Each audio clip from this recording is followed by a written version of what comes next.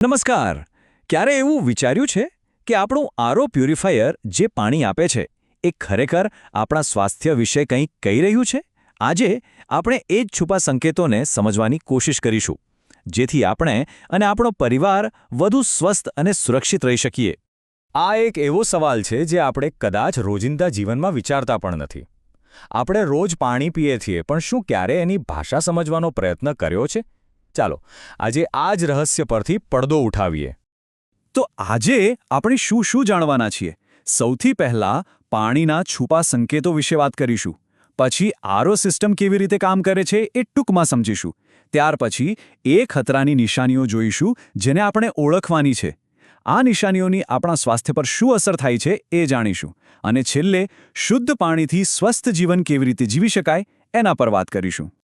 તો ચાલો શરૂઆત કરીએ આપણા પહેલા મુદ્દાથી અને સમજીએ કે આપણા પાણી પર ધ્યાન આપવું આટલું બધું જરૂરી કેમ છે. જુઓ, આપણે જે પાણી પીએ છીએ ને એ ખાલી તરસ छिपाવવા માટે નથી. એ આપણા શરીરના દરેક કોષ સુધી પહોંચે છે.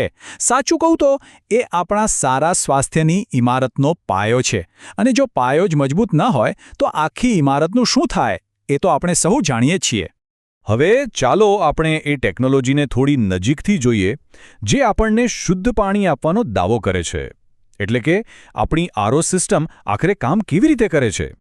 તો આ રિવર્સ ઓસ્મોસિસ, જેને આપણે ટૂંકમાં આરઓ કહીએ છીએ, એ છે શું? એકદમ સાદા શબ્દોમાં કહું તો આ પાણીને શુદ્ધ કરવાની એક એવી પ્રક્રિયા છે જેમાં એક ખૂબ જ બારીક જાળી એટલે કે મેમ્બ્રેનનો ઉપયોગ થાય છે. આ જાળી એટલી શક્તિશાળી હોય છે કે એ પાણીમાંથી બધી જ અશુદ્ધિઓ જેમ કે ક્ષાર, કેમિકલ્સ અને નાનામાં નાના બેક્ટેરિયાને પણ દૂર કરી દે છે. આખી પ્રક્રિયા મુખ્યત્વે 3 સ્ટેપમાં થાય છે. પહેલું સ્ટેપ છે પ્રી ફિલ્ટરેશન. આમાં પાણીમાંથી માટી અને ક્લોરીન જેવી મોટી અશુદ્ધિઓ દૂર થાય છે, જાણે કોઈ ચોકીદાર મોટા કચરાને અંદર આવતા રોકી લે. પછી આવે છે સૌથી મુખ્ય ભાગ, આરઓ મેમ્બ્રેન. આ પાણીમાં ઓગળેલા ક્ષાર અને બીજી સૂક્ષ્મ ગંદકીને પણ કાઢી નાખે છે. અને છેલ્લે પોસ્ટ ફિલ્ટરેશન, જે પાણીના સ્વાદને વધુ સારો બનાવે છે અને જો કોઈ નાની મોટી અશુદ્ધિ રહી ગઈ હોય તો એને પણ સાફ કરી દે છે.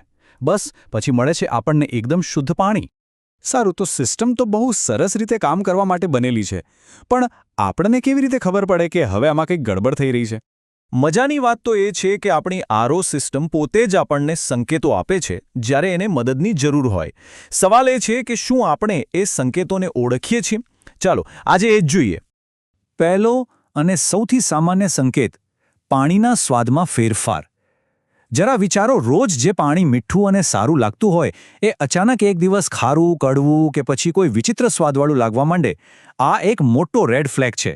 આનો સીધો અર્થ એ છે કે આરઓ મેમ્બ્રેન કદાચ બરાબર કામ નથી કરી રહ્યું. બીજો સંકેત છે પાણીનો ધીમો પ્રવાહ. જો ગ્લાસ ભરવામાં પહેલા કરતાં ઘણો વધારે સમય લાગતો હોય તો સમજી લેવું કે ફિલ્ટર્સ કચરાથી ભરાઈ ગયા છે. આનો મતલબ એ છે કે સિસ્ટમને પાણી સાફ કરવા માટે ખૂબ મહેનત કરવી પડી રહી છે અને એની કાર્યક્ષમતા ઘટી રહી છે. અને ત્રીજો સંકેત, જેને ક્યારે નજરઅંદાજ ન કરવો જોઈએ, એ છે ગંધ. એક વાત યાદ રાખજો, શુદ્ધ પાણીમાં કોઈ ગંધ નથી હોતી. જો પાણીમાંથી કોઈ વાસી, કેમિકલ જેવી કે કોઈ પણ ખરાબ ગંધ આવે તો એ ફિલ્ટરમાં બેક્ટેરિયા હોવાનો કે કોઈ ગંભીર સમસ્યાનો સંકેત હોઈ શકે છે. તો ચાલો ફટાફટ એકવાર સરખામણી કરી લઈએ. એક બાજુ છે સ્વસ્થ પાણી, જેનો સ્વાદ તાજગીભર્યો હોય, કોઈ ગંધ ન હોય અને પ્રવાહ એકદમ બરાબર હોય. બીજી બાજુ અસ્વસ્થ પાણી, જેનો સ્વાદ ખરાબ હોય, વિચિત્ર ગંધ આવે અને પ્રવાહ એકદમ નબળો હોય. બસ આ 3 બાબતો પર ધ્યાન આપવું ખૂબ જરૂરી છે. ઠીક છે, સ્વાદ બદલાયો, પાણી ધીમું થયું, પણ એનાથી શું ફરક પડે? આ સંકેતો આટલા મહત્વના કેમ છે? ચાલો હવે એની આપણા સ્વાસ્થ્ય પર શું અસર થઈ શકે છે એના પર એક નજર કરીએ. જો આપણે આ સંકેતોને અવગણીએ તો એની કિંમત આપણા સ્વાસ્થ્યને ચૂકવવી પડી શકે છે. અશુદ્ધ પાણી પીવાથી પેટની સમસ્યાઓ એટલે કે પાચન સંબંધિત તકલીફો થઈ શકે છે. બેક્ટેરિયલ અને વાયરલ ચેપ લાગવાનો ભય રહે છે. અને લાંબા ગાળે શરીરમાં જરૂરી ખનિજોનું સંતુલન પણ ખોરવાઈ શકે છે. પણ ચિંતા કરવાની બિલકુલ જરૂર નથી. દરેક સમસ્યાનો ઉકેલ હોય છે. હવે જ્યારે આપણે જોખમોને સમજી ગયા છીએ તો ચાલો એના ઉપાય અને સ્વસ્થ જીવન તરફ કેવી રીતે આગળ વધવું એના વિશે વાત કરીએ. જુઓ, કેટલી સાચી વાત કહી છે. શુદ્ધ પાણી એ દુનિયાની પહેલી અને સૌથી મુખ્ય દવા છે. જો આપણે ફક્ત આપણા પાણીની ગુણવત્તાનું જ ધ્યાન રાખીએ તો અડધી બીમારીઓથી તો એમ જ બચી જ જવાય. તો કરવું શું? બસ આ 3 સરળ વાતોનું ધ્યાન રાખવાનું છે. પહેલું, નિયમિતપણે પાણીનું TDS લેવલ ચેક કરાવો, જે પાણીમાં રહેલા ક્ષારનું પ્રમાણ બતાવે છે. બીજું, તમારા આરો પ્યુરિફાયરની નિયમિત સર્વિસ કરાવવાનું ભૂલશો નહીં. અને ત્રીજું અને સૌથી અગત્યનું, સમયસર ફિલ્ટર બદલાવતા રહો. બસ આટલું કરવાથી પાણીની શુદ્ધતા જળવાઈ રહેશે. તો જતા પહેલા બસ એક સવાલ. આપણે આપણા સ્વાસ્થ્ય માટે કેટલું બધું કરીએ છીએ, ખરું ને?